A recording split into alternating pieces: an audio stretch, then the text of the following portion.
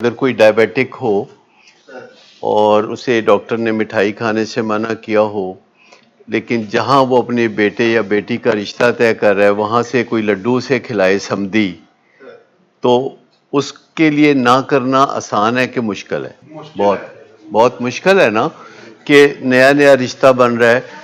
جب کوئی گریڈ 22 کا افسر گریڈ 18 کے افسر کو کہے کہ یہ جلیبیاں کھا لیں یا الکوہل لے لیں، تو اس کے لیے نہ کرنا آسان ہے کہ مشکل ہے؟ بہت مشکل ہے نا. لیکن اگر کوئی مٹھائی کھا لیتا ہے تو اس کی شوگر نہیں چڑھے گی، لحاظ کر دے گی کہ بیچارے کے سمدھی نے کہا ہے. یا اگر کوئی الکوہل لے لے گا تو اس کے جسم میں زہریلے مادے نہیں بنیں گے کہ اس کے 22 گریڈ کے افسر نے کہا ہے. تو آپ صحیح کہہ رہی ہیں کہ کہنے اور کرنے کے درمیان بہت ہچکیاں ہیں، ہچکیاں. اسی لیے ہم پیشنٹس کو کہتے ہیں کہ خالی ول پاور پہ بھروسہ نہ کریں، سیکھنے کے عمل کی طرف جائیں.